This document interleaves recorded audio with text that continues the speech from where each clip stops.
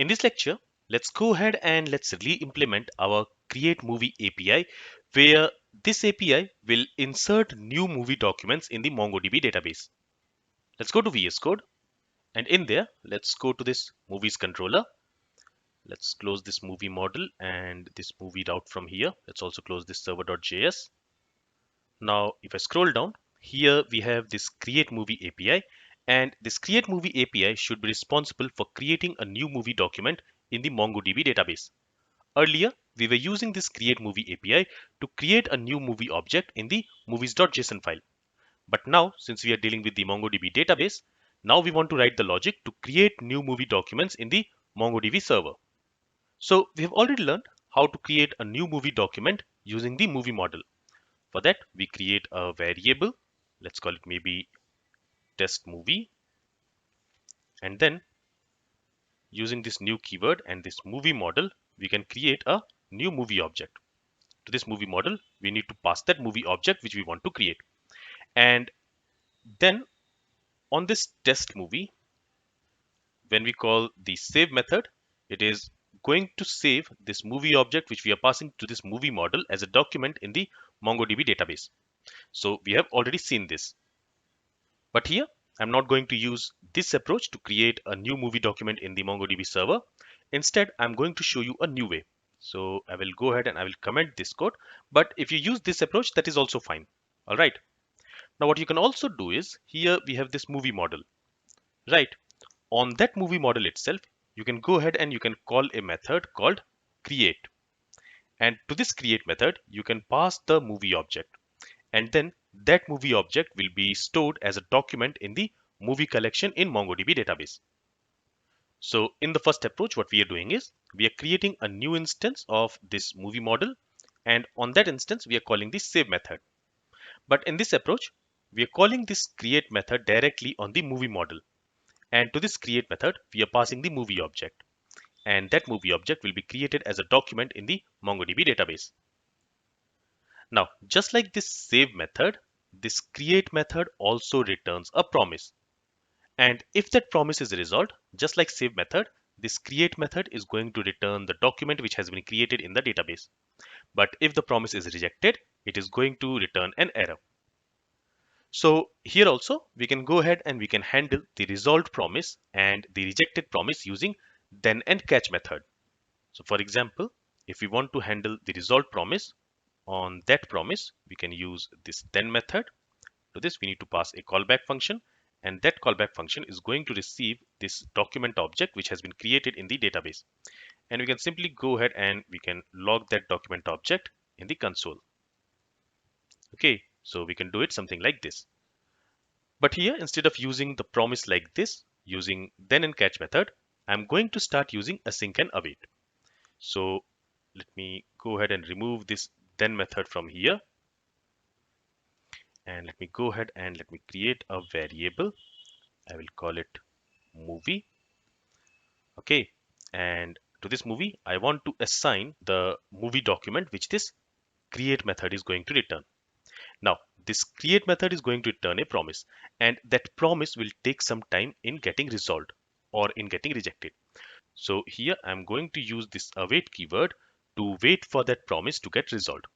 And since we are using the await keyword here, we need to make this function as async. Now, as I mentioned earlier, here in order to handle errors, we are going to use try catch block instead of using then and catch method. So from here, I will remove this commented code. So here, let's use the try block. In the try block, we are going to write all our code, which might throw some error. So here, I'm going to put this code, and then I'm also going to use this catch block, and this catch block is going to receive the error object. And inside this catch block, we can handle all errors. Now, the final thing which we need to do here is we need to pass the movie object to this create method. Now, from where we are going to get that movie object? So if you remember from our previous lectures, when we make a post request to the server, with the post request, we send some request body. So here, this createMovie API, it is going to receive the movie object in the request body. So we can get that movie object from this request object. So here we can say request dot body. So this body property of this request object is going to have the request body, the actual movie object, which we want to create as a document in the MongoDB server. All right. Now, once this movie object is created in the database, this create method is going to return a result promise. Okay. And with that result promise, it is also going to return the movie data which has been created in the database. So in the response, we want to send that movie data. So on the response object, let's first go ahead and let's first set the status code. So when we create a new resource on the server, the status code should be 201, right? And then from here, we want to send a JSON response. Okay. Now using this JSON method, we want to send the JSON data in the response. And if you remember, for that what we do is we specify a set of curly braces. So basically we specify an object. In there we have the status field, and here the value for the status field should be success, fail, or error. In this case, since the movie object is created, the status should be success. Then we have a data field. To this data field, again we assign an object, and in there we specify the actual data which has been created, the actual resource which has been created in the database. In this case, I am going to call that data movie, and to that I'm going to assign the value which is stored in this movie variable. Now we have learned that in ES6, when the property name and the variable which we are assigning to that property, if that variable name is same, in that case we don't need to specify it. We can simply keep it like this. So JavaScript is smart enough to understand that to this movie property, we want to assign this movie variable. All right. Now, it is also possible that while creating the document in the database, some error might occur, and we can handle that error inside this catch block. So keep in mind that when you're not using async await, in that case, you can handle resolved promise using then method, and you can handle rejected promise. That means any error which the promise is going to return using the catch method. But when you are using async await, in that case, you need to use try catch block. And inside this catch block, you can handle the rejected promise. You can handle the error. So when this create method returns a rejected promise, that means it is going to return an error. In that case, this code will not get executed, and the control will directly reach to this catch block. And for this error parameter, we are going to receive the rejected promise, the error object which has occurred. Now the question is, how should we handle this error? Well, here we need to think about when actually an error can happen.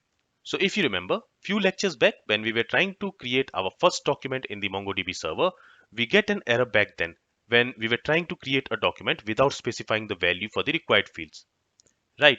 So when we don't specify the value for the required fields, that is one scenario where we might get some error. Another scenario is in the movie schema, we have set the name field as unique. So if we try to insert a document with a duplicate movie name, in that case also we might get an error. Okay, so these are some scenarios where this create method can return a rejected promise for this movies object.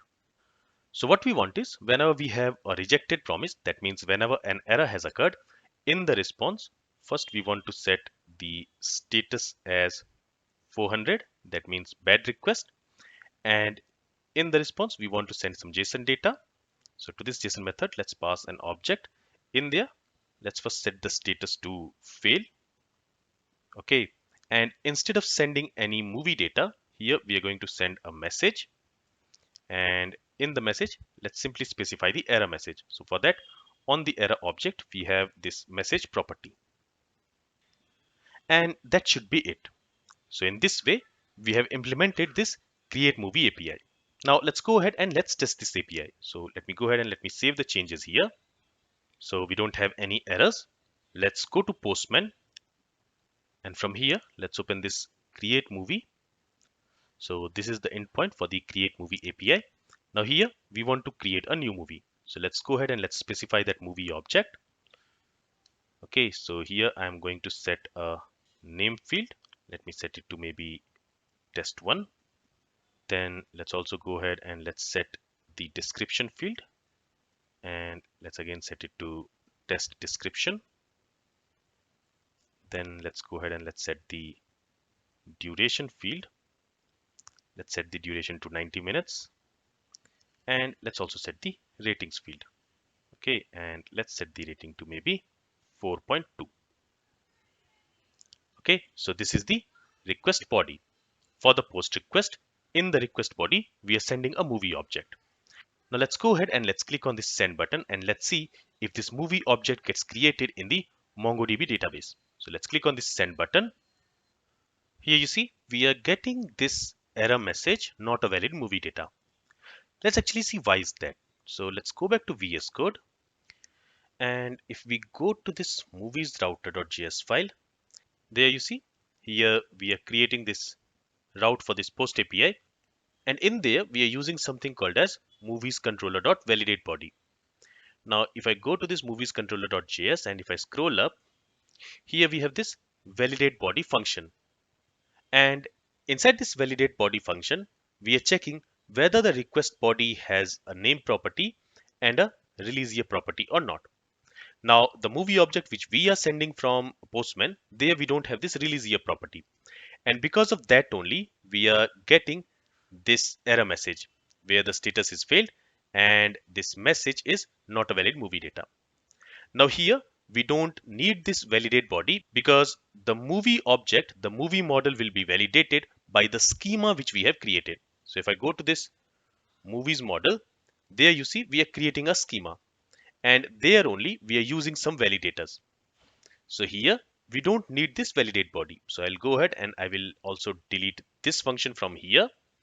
And in the movies route, when calling this createMovie API, there I'm simply going to remove this. Okay, so we were using it as a middleware and now I have removed that middleware. Let me go ahead and let me save the changes again. Let me also go ahead and save the changes in movies controller. And now let's go to Postman. And now let's try to create this movie object. If I click on this send button, now the movie object should be created and in the response we should receive the newly created movie object. So here you can see in the response we have received this movie object where the name is test1, description is test description, duration is 90 minutes and ratings is 4.2. And along with that we also have this underscore ID property which has been automatically generated by MongoDB server. Now if I go ahead and if I try to send a new post request with the same data, here the name is still test1. And if you remember on the schema, on this name field, we have used the unique constraint. So if we try to insert this movie object in the movies collection in MongoDB database, we should get an error because of the duplicate name field. Let me actually try that. So again, I will click on this send button and I will send a new request with this movie data. If I click on this send button, in the response body, you can see we have the error message, duplicate key error collection. So on this movies collection, we have a duplicate key on this name field. So there is already a collection with this name test1. So that's why we have this error. But if I go ahead and if I change this name to something else, maybe test2, and now if I try to insert it, then it should be inserted properly, as you can see. Now what will happen if I add an extra field? Let's say if I add a field called release year. Let's say release year is 2022. Okay, so what will happen in this case? Let's actually see that. So if I try to insert this movie object where we also have this release year, and if I click on this send button, so first of all, we have again this error message because there is already a movie with this name test2. So let me change it to test3. And now let me create this movie. So that movie object has been created. But in that movie object, we don't have this release year field, as you can see. That's because the schema which we have defined. So if I go to this movies model, there we have defined a schema. And in that schema, we only have a name, description, duration, and ratings field. We don't have a release year field. And that's why that field has been rejected and it was not inserted in the database. All right, let's go to Postman again. And let me try to insert a new movie object without specifying the duration. So if you remember, this duration is a required field. If I don't specify that, and if I try to create a new movie object, so as you can see here, we have the error message, duration is required field. Okay, let's get back the duration, and let's not specify the ratings. So on this ratings field, we have set a default field. So if we don't specify the ratings here, in that case, the default rating will be used. Let me go ahead and let me change the movie name to test 4, and let me click on the send button. So that movie object has been created, but there, as you can see, for the ratings, the default value 1 is being used. Now we can also verify these data, these movie objects in the MongoDB database. For that, let's open Compass, and here let me go ahead and let me refresh it. And now you can see all the movie objects which we have currently created. So test 1, test 2, test 3, and test 4. Okay, so in this lecture, we implemented this createMovie API.